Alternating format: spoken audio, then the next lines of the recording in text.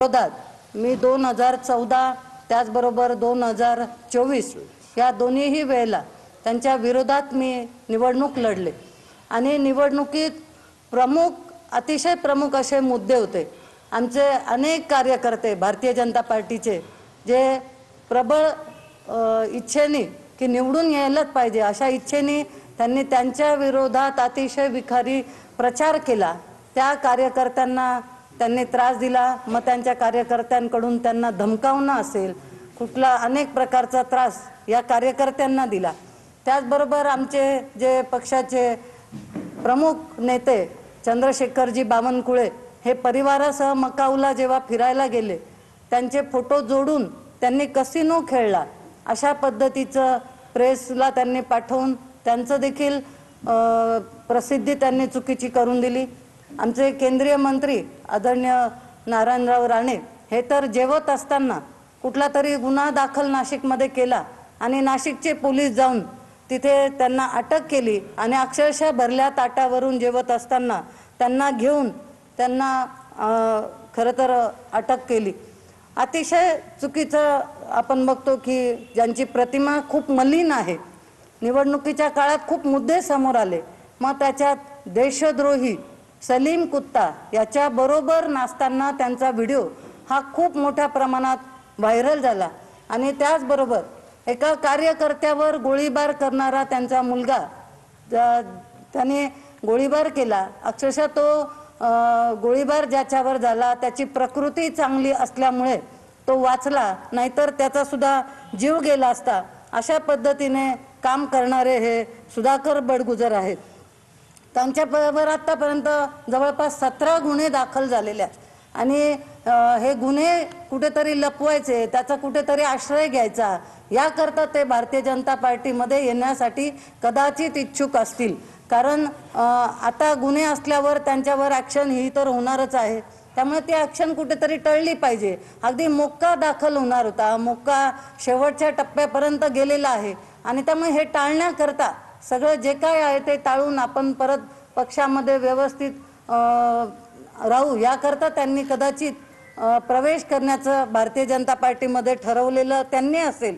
त्यामुळे अजून त्यांच्याबद्दल बोलायचं झालं तर महापालिकेत जे काय कामं निघतील त्या प्रत्येक याच्या ते स्वतः टेंडर भरतात आणि टेंडर माघारी घेण्याकरता त्याच्यानं आर्थिक व्यवहार करतात आणि जो कोणी टेंडर घेतो त्याला काम मिळेपर्यंत प्रचंड त्रास होतो, कारण माघारी घेत नाही जोपर्यंत आर्थिक व्यवहार होत नाही।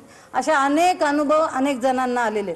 त्यांच्या पक्षातले म्हणजे उबाठामधले अनेक मागचे नगरसेवक तुम्ही बघा, अनेक जणांची यादी आपल्या समोर येईल, अनेक कार्यकर्ते असतील की ज्यांनी पक्ष हा फक्त त्यांच्यामुळे सोडला उबाठा आणि आज सिडकोमध्ये सुद्धा मोठ्या प्रमाणात लोकप्रतिनिधी असतील, कार्यकर्ते असतील हे दुसऱ्या पक्षात गेलेले आहेत। त्यामुळे त्यांच्याच पक्षातनं आता त्यांची हकालपट्टी झालेली आहे।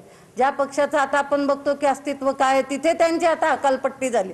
म्हणजे अशा सुधाकर बडगुजरांचा प्रवेश होतोय हे मला आता समजलं, पण मला खात्री आहे की आमचे जे वरिष्ठ नेते आहेत ते अतिशय सुज्ञ आहे।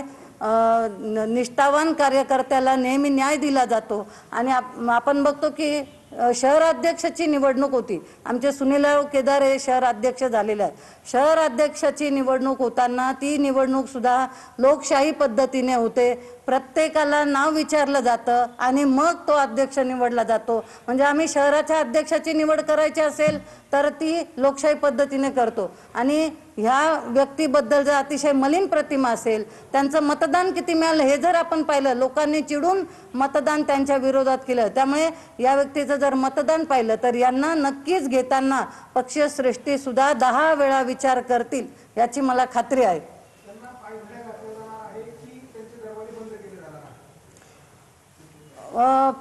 आताच मी सांगितलं की पक्षातले नेते अतिशय सुज्ञ आहे, कुठल्याही प्रकारे त्यांचा प्रवेश हा पक्षश्रेष्ठी करून घेणार नाही, कारण त्यांना माहिती आहे की नाशिकमध्ये त्यांची प्रतिमा काय आहे।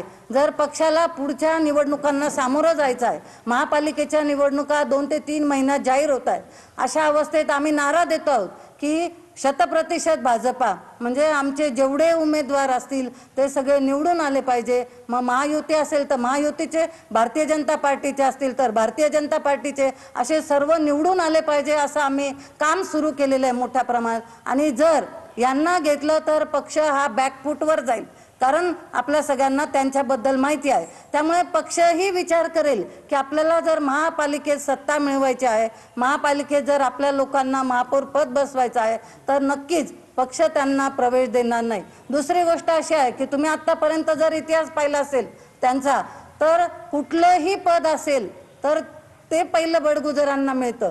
मग महापौर पदाची निवडणूक असू द्या, सभागृह नेते पद असू द्या, विधानसभा असू द्या, कोणतीही निवडणूक, कोणतंही पद हे फक्त सुधाकर बडगुजर यांनाच मिळायचं। आतापर्यंत मला तुम्ही दाखवा की महापौर पदाचं शिवसेनेपैकी कोणाला उमेदवारी दिली किंवा विधानसभेची उमेदवारी का दिली, तर त्याला बळी द्यायचं म्हणून विलास शिंदेंना दिची उमेदवारी। म्हणजे अशा पद्धतीने पक्ष स्वतः सगळं घेऊन फक्त स्वतःच चालवायचं आणि स्वतःच सगळं करायचं अशी भूमिका त्यांची कायम राहिलेली आहे। आणि त्यामुळे ज्या वेळेला नुसतं पेपरमध्ये वाचलं तरी आम्ही इतके फोन लोकांचे घेतो आहोत, अनेक लोकांच्या प्रतिक्रिया आहेत की कुठल्याही परिस्थिती ही व्यक्ती भारतीय जनता पार्टीत येता कामा नये आणि त्यामुळे नक्कीच पक्षश्रेष्ठी याचा विचार करतील।